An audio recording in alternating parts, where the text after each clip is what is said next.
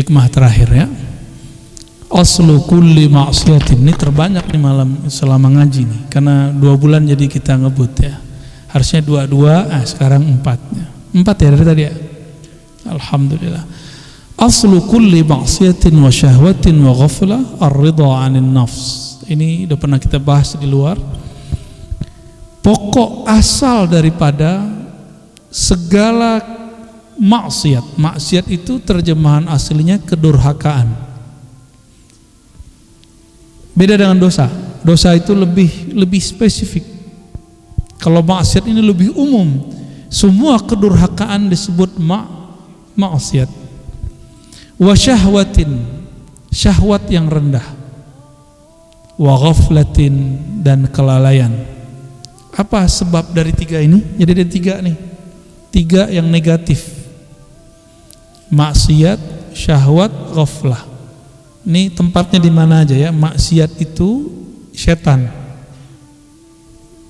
Kalau syahwat, nafs, jiwa. Kalau ghaflah, kolbu. Kalau ruh gak pernah lupa. Ruh itu gak ada aib sama sekali. Ruh itu dengan Allah sangat dekat sekali. Jadi aqrabu ilallah, sangat dekat. Maka hakikat insan itu ruhnya. Wa laqad khalaqnal insana wa nahnu aqrabu ilaihi min hablil warid. Sungguh kami ciptakan manusia. Al-insan itu beda dengan bashar. Bashar itu sisi manusiawi, sedangkan hakikatul insan ruhnya. Kami kepada ruhnya lebih dekat daripada urat nadinya. Itu surat Qaf. Silakan dibaca.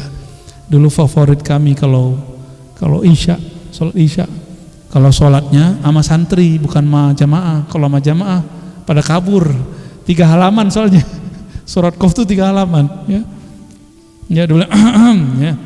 Itu Masya Allah.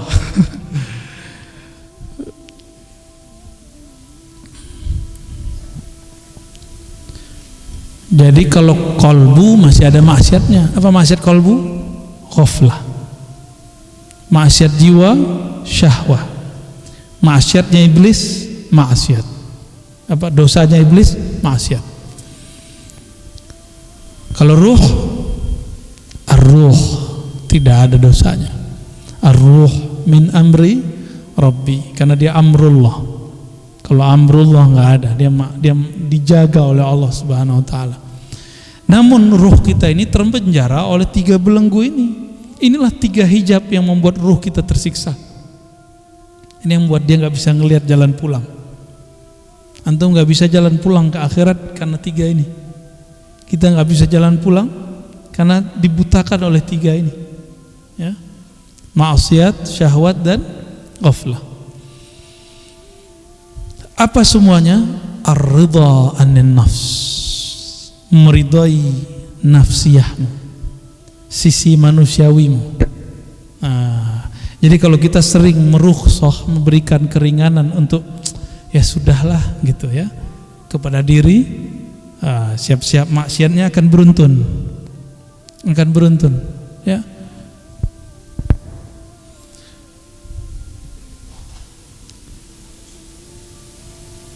Kalau orang awam maksiatnya zahir. Kalau muallim guru maksiatnya batin. Batinnya guru itu apa? Maksiat batinnya guru, merasa alim. Ini yang paling ngeri, Pak. Itu hijab yang luar biasa.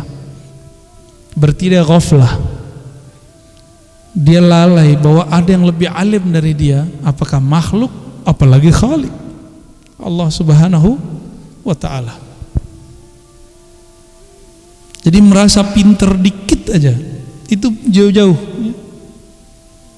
Tapi kalau antum merasa kepintaran ini dari Allah, baru boleh. Jadi kapan kita boleh merasa pintar? Jika kita lihat ini pemberian Allah. Kapan antum boleh merasa alim? Jika punya guru yang alim, merasa asbab mereka kita diberi ilmu oleh Allah Subhanahu wa Ta'ala.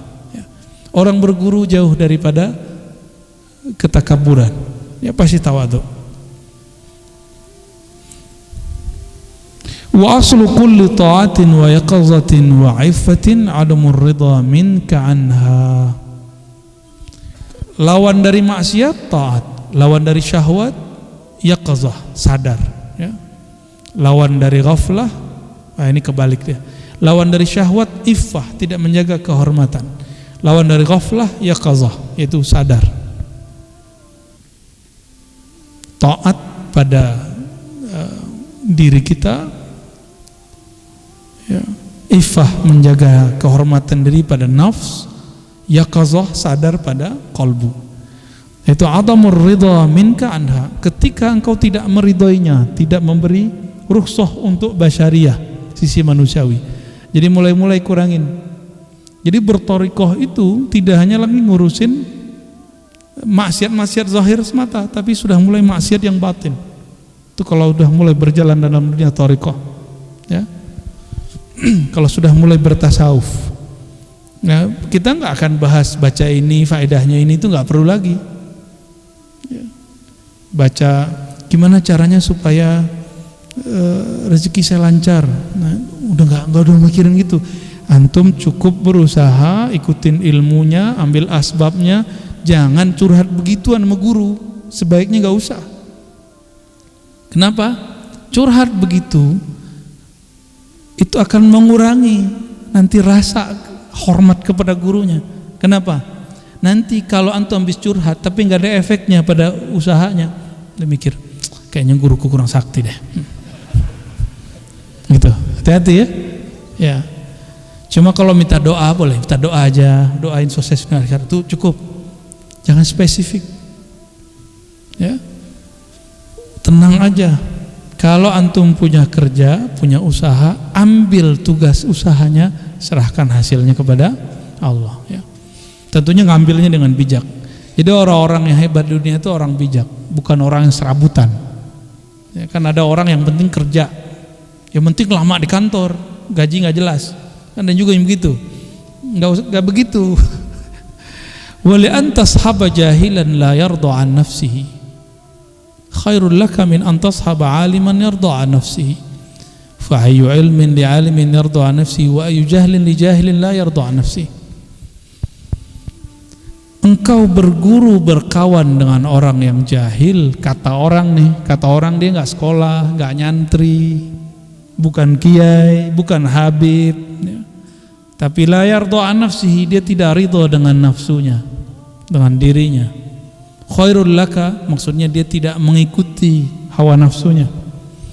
Khairul laka min antashaba aliman, itu lebih baik daripada engkau berguru bermajlis dengan orang alim tapi mengikuti hawa nafsunya.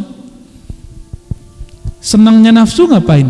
Kalau ada orang alim sono, dia omongin aib orang alim itu senangnya nafsu.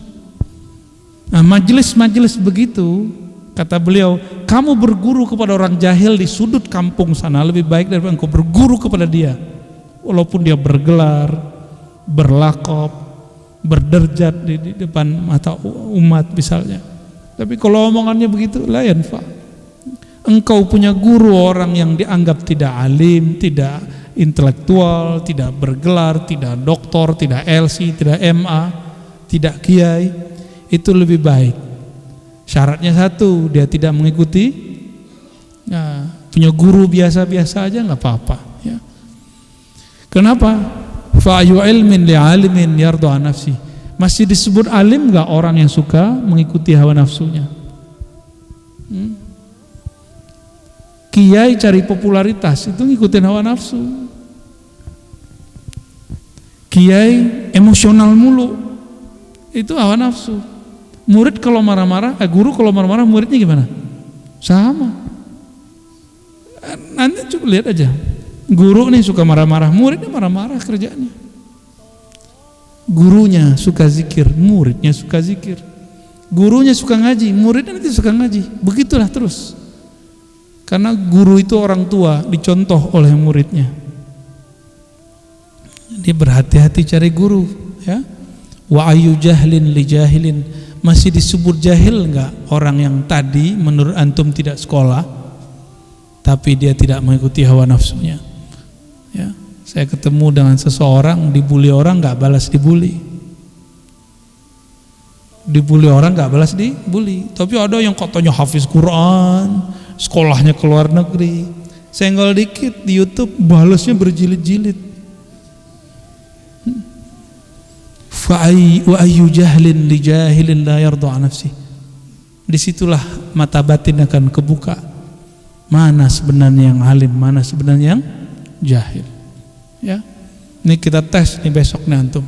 Disenggol orang, dimaki orang, dibully orang, di unlike orang, emosi nggak?